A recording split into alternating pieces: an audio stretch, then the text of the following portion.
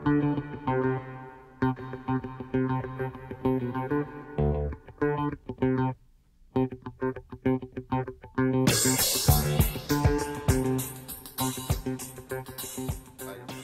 teacher service agreement, international teacher service agreement. Yes, sir. Due to the shortage of teachers in critical needs areas of math, science, and special education, the services of Intalage Teacher Agency, as well as Global Teaching Agency, will provide the district with additional staffing resources for filling vacant critical needs areas. All teachers selected by the district are fully certified and will be interviewed and recommended only by the principal.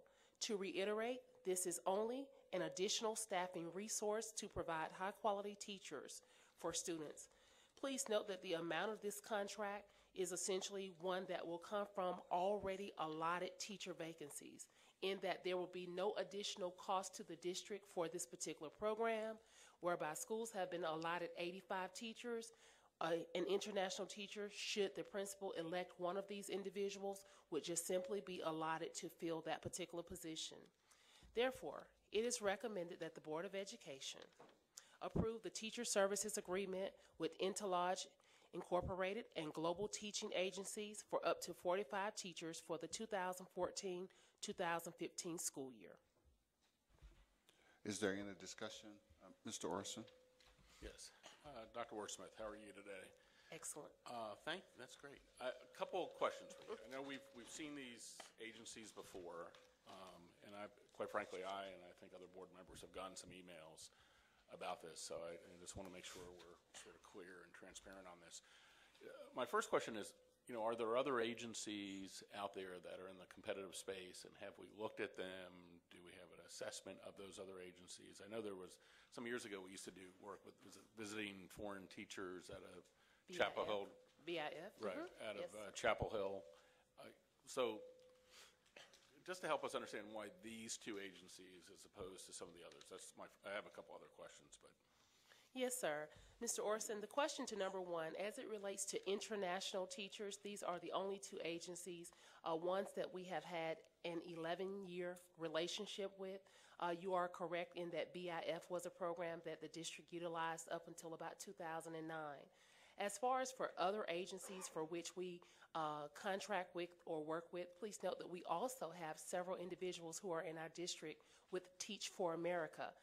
There is a fee for Teach for America. However, because TFA wants to remain in the district, they have waived that fee, and we still have a lot of their teachers who are doing excellent work. In addition to that, the new teacher project, Georgia Teaching Fellows, there is not a fee for that particular agency. However, we had close to 25 to 30 individuals who were extremely high quality, and every time that I went out to do school visits, principals always ask that we work hard to keep those here. So the answer to your question in terms of contracting, these are the only two agencies for which we contract with, for that they provide those particular services in special education, visually impaired, deaf and hard of hearing, and those are extremely difficult to find throughout the state of Georgia. But there are other agencies for which we utilize for the district. How many TFA teachers do we have? Total, I would say last year we had close to 45 TFA teachers for which were placed in the district, and we did not have to pay the $4,000 fee. And again, that's a question that was raised to me, but it's something I've also thought about. I know APS uses a lot of Teach for America, particularly in math and science. That's where they really made their hallmark. And just, I guess my gut reaction is why we're not, pushing harder down the TFA path. And I get the experience levels, I get the argument, but they've had great results throughout the country. They've gotten young, energetic, highly, in terms of subject matter, often very highly qualified.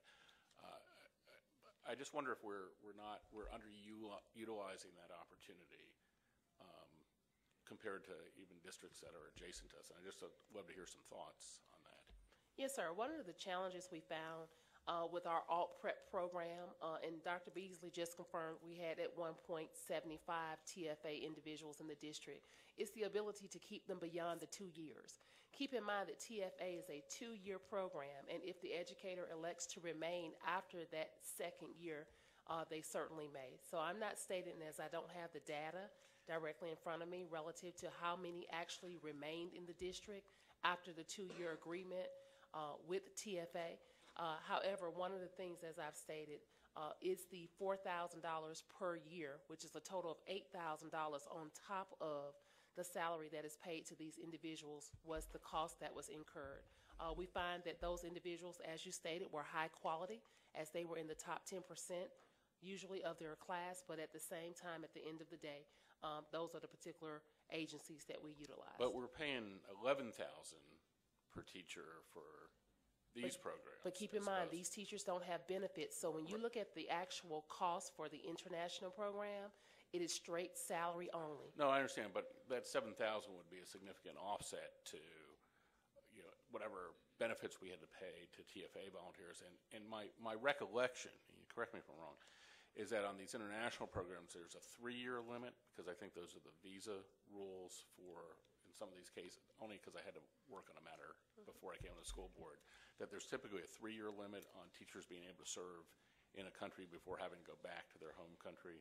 Yes, the state of Georgia did actually extend that, so we can have up to 5 years based upon their regulations. Okay.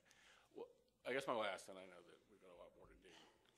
I'd love it. This is my personal, I don't know how the board members feel, to see a plan about how we might go deeper into the TFA relationship, particularly in areas like science and math, where I think they've had great success. I mean, I think we've had acknowledged success here, and I think, at least where I stand, it seems that we're underutilizing it compared to even other districts in our region. Yes, sir. Mr. Orson, to that point, I have provided and asked that several of our international teachers join us. I've also compiled some results, as I find that these individuals have experienced some great achievements within the district, to include Teacher of the Year, 2010 AP Biology state scores exceeding. Their students typically exceed as it relates to end of course tests. So essentially we are looking at that. In addition to that, we asked all of our principals, there are currently 42 international teachers within the district, all with the exception of 5 gave high ratings and asked that their teachers return. So please note, once again, this is simply a staffing resource provided to principals, as principals are not required to select individual through the international program. Mr. Mayfield. Yeah, my question has to do more with, I guess, performance, and wanted to find out if we actually measure the comparative performance. I have 2 questions, really. One is, do we measure the comparative performance of these teachers, particularly with English first language students, and how well the students perform? And then the second question, which is somewhat akin to that, is how well we might use them sort of in dual roles where we lack interpreters that match the language skills.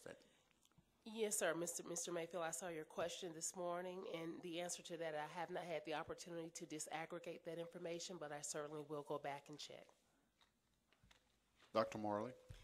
Yes, to Mr. Orson's concern about TFA, I was, if you all know, that I was the first support director for Teach for America in the state of Georgia. And I want to be able to say that we have to be very careful. You have to recognize these people are not certificated. They're basically practicing, and oftentimes they're getting the 2-year program in order to be able to find something different in order to do until they can actually get to where they want to be in their own fields. And many times they're not necessarily teaching in their particular fields. And so that's something that we have to be aware of. My concern has been on often many occasions is just the cultural competency and cultural preparedness for them in dealing with inner city youth as we go through the process. While they've had some modicum of success, we have to also begin to look at their level of commitment. They're committed for that 2 years, and once that 2 years is over, they're gone on to something else. And after having been the former support director and going throughout the state and observing these teachers, is just looking at many of them, their levels of maturity and coming in, where you have other teachers who are coming in who are certificated. There's a totally different level. Then these people are committed. That's why they went into education. These people don't necessarily go into education. They probably can't find something in their own fields. What I like to see, and I know a lot of our colleges and universities are cutting out the teacher preparation programs like Spelman. And so we have to begin to look at what are we doing in order to actually tap around the country these colleges who still have programs, and maybe the state or at some level to offer some incentive in order to recruit these people, because I believe in it. I think it's unfair for someone to go ahead and be a teacher and to get a master's and teaching and not getting paid what maybe they're worth, and then you have someone who doesn't have that certification can come in and maybe play teach or whatever they're doing for a couple of years and move on and still be paid. So I think we have to be cautious about that, and we have to look at, once you've had that impact on children, you can't go back and take it back. You know, it's done. So you can't make over what's already been done. I want to see that we get the best and the brightest, and we do whatever it takes by any means necessary to be able to do that, except anything illegal. But at the same time, that we have to look at where are these colleges and universities across the country who actually are turning out people, and what type of incentives. Can the state or the district actually have some program that encourages people to go into education, people to come out so that they can be degree certificated and come back and teach in our school system? So we have to be careful. Just because there are programs, there are a lot of programs out there, but are we getting the best, and are we getting the brightest, and people who really, really are committed to education and really want to teach? Dr. Irwin. How you doing, Dr. Ward Smith? You doing all right? Yes, sir. That's fine. So I just had two basic questions. Are the principals happy with the service? Yes, sir, they are. Okay. The second question, when we get to this number of 45 teachers, you say you have 42 that were in the district last year? Yes, sir. So is that just on average every year we need about 45? Yes, and Supplemental. please note that this is an open contract. It says up to 45. That was my next question. So we if necessarily we don't only have to need go up to 15, we will Okay. only contract with 15, but this Okay. provides us the flexibility to go up to 45. Okay, thank you. Any opposition to placing this item on the consent agenda? Hearing none, this item will be placed on the consent agenda.